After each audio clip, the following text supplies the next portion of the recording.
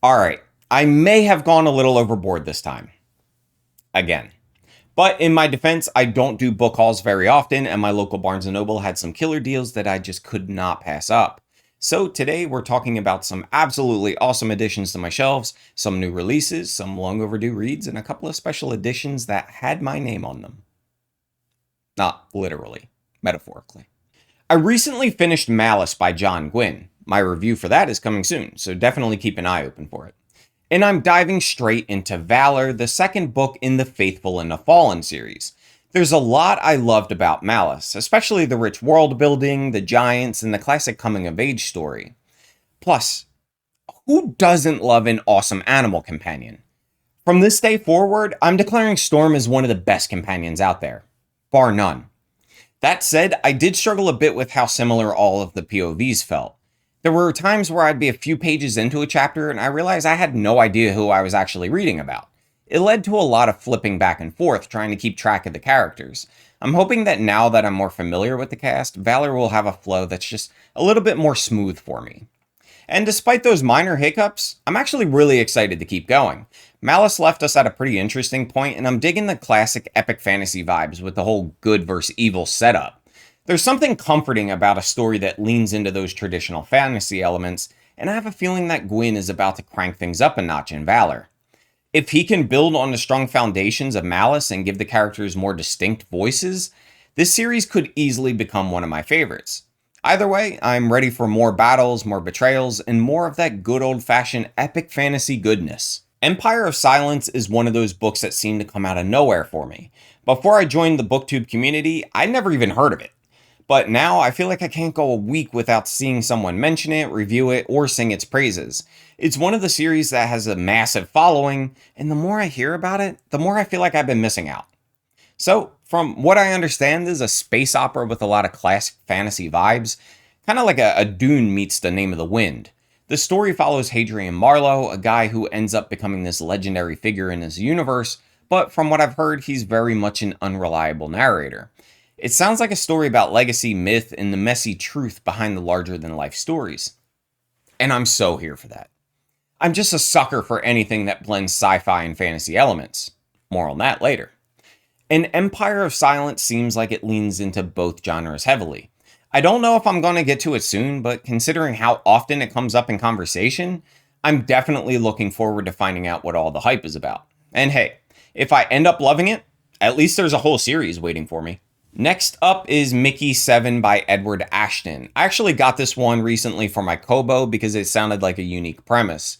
It's about a disposable clone who gets sent on suicide missions to colonize an ice planet.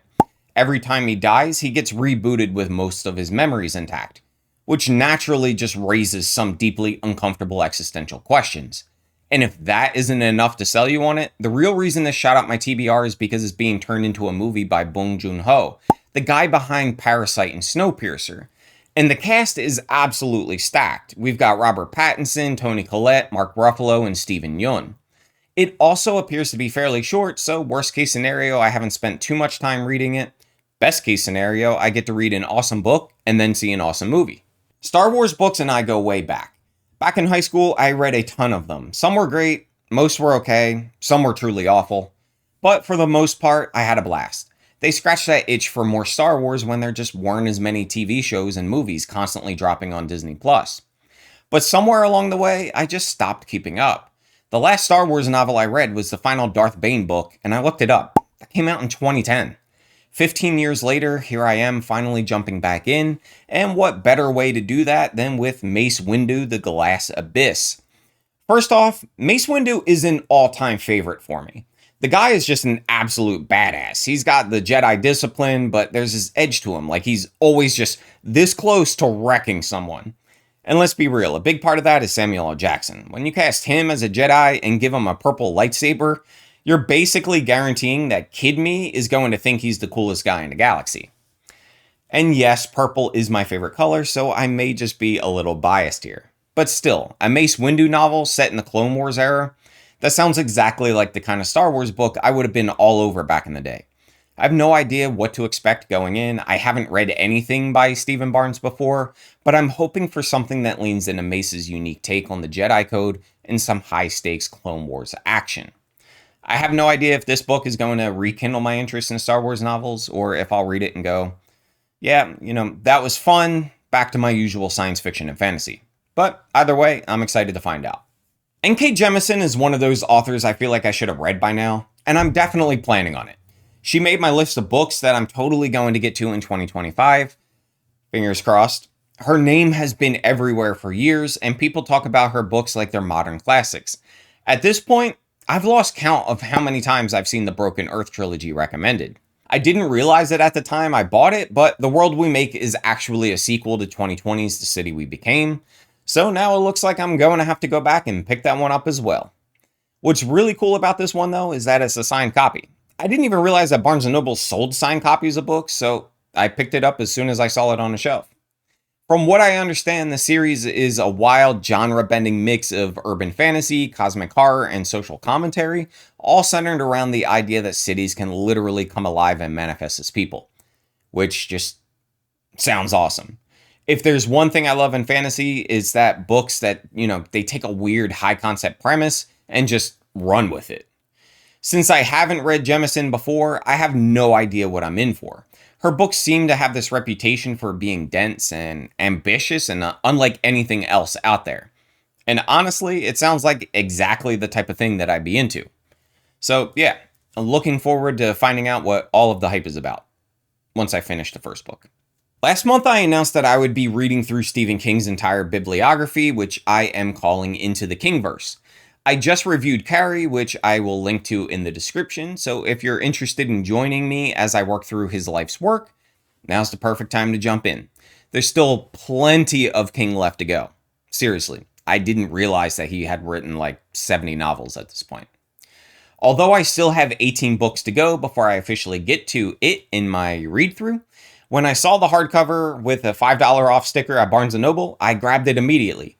Even if I won't be reading it anytime soon, this is one of the books I kind of wanted it on my shelf. It's pretty cool, definitely creepy.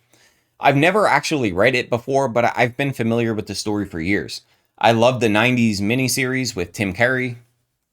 How could you not? His Pennywise is iconic, that perfect mix of goofy and absolutely terrifying. And the more recent movies with Bill Skarsgård are actually really solid too, especially the visuals in the first novel. I mean, the first movie. The second movie, I didn't like as much, but still really hopeful for the book. As for the book itself, look at this thing. It's a brick. An absolute unit. It's probably one of those King novels where he just lets the story sprawl in every direction. Small town horror, coming of age story, childhood trauma, terrifying sewer clowns. Everything about it that screams classic King. So even though I won't be reading it for a while, I'm really looking forward to finally experiencing the novel and seeing how it compares to the adaptations. Alright, this one, I admit it was just an impulse buy where I walked into the bookstore, I saw the cover, read the title, and immediately went like, yeah, I have to get this. I need to know what it is. I never even heard of Chuck Tingle before, but with a name like Bury Your Gaze, how could I not pick it up? I have no idea what to expect going in. This one, I have, little point of reference. I'm assuming the title is obviously a reference to the trope where, LGBTQ characters, they get unceremoniously killed off in fiction. So I'm guessing the book is playing with that idea in some way. Now, whether it's satire or horror and something in between, I have no clue. But the fact that the title alone grabbed my attention enough to add it to my home library, it really kind of says something. After I picked it up, I did a little digging, and apparently Chuck Tingle is just like a whole thing. The guy has built an entire persona around bizarre, surrealist, and often hilarious fiction, mostly in the realm of absurd erotica, which I was not expecting. But he's also been branching into horror and more traditional storytelling, so from what I've seen, his fans love him. That alone makes me at least curious. So yeah, I have no idea what I signed up for, but I'm intrigued. Worst case scenario, I get a weird conversation starting book on my shelf. Best case, I discover a new favorite author. Either way, I'm sure it's going to be an experience. So I'm going to lump these two together since they're part of the same series, or duology or whatever you want to call it. Legends and Lattes and Bookshelves and Bone Dust by Travis Baldree. These ones were, believe it or not, buy one, get one 50% off. So obviously, I had no choice. It was a financially responsible decision. Or that's what I'm going to tell my wife. I've never read cozy fantasy before, and again, I didn't even know it was a thing until these books started popping up everywhere. But from what I understand, the whole idea is that instead of epic quests, brutal war, and, morally gray scheming, you get a low stakes, feel good story in a fantasy setting. And honestly, after reading back to back First Law and The Faithful and the Fallen, I could probably use a break from doom and suffering. The premise of Legends and Lattes sounds wildly different from my usual fantasy reads. Instead of an orc barbarian going on a rampage and, murdering everyone, she retires from adventuring to open a coffee shop. That's it. Just an orc trying to sell lattes in a town that has no idea what coffee even is. And somehow that's the book. Meanwhile, Bookshops and Bone Dust is a prequel that, you guessed it, is about a bookshop. But hey, a relaxing fantasy about starting a business that actually kind of sounds nice. And I love coffee. I have mine right here, and I obviously love books. So yeah, awesome combo. Now, this is one of those books where I feel like I'm either going to love it or I'm going to have a lot to say about why I didn't. And it's The Poppy War, and it's a trilogy that has a reputation, to say the least.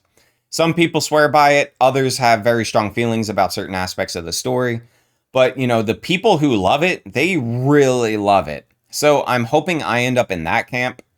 One of the big draws for me is the setting. I love reading fantasy that steps outside of the usual Western European mold.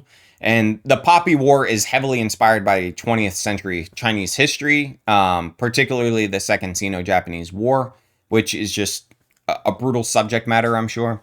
So I'm expecting this to be dark and violent and maybe even uncomfortable at times, but kind of in a way that feels intentional and meaningful. I actually tried to scratch this itch last year with The Night Ends with Fire, and yeah, that did not work out at all. So I'm back at it again, and I'm really hopeful that this delivers what I was looking for, which is a rich, non-European fantasy world with deep historical influences and a compelling story. From what I've heard, the Poppy War starts as a military academy story before escalating into full-scale war and, I guess, absolute devastation, which sounds exactly like the kind of thing that I'd be into if it's done well. Wink, wink, hint, hint. No clue where I'll land on this one, but I'm excited to find out. Lastly, but certainly not leastly, whatever. Grady Hendrix is one of those authors I've known about for years, but for whatever reason, I just never got around to reading. I first heard about him, or I guess rather from him, through the Geek's Guide to the Galaxy podcast. And since then, I've had two of his books sitting up on my shelf. The Final Girl Support Group and My Best Friend's Exorcism.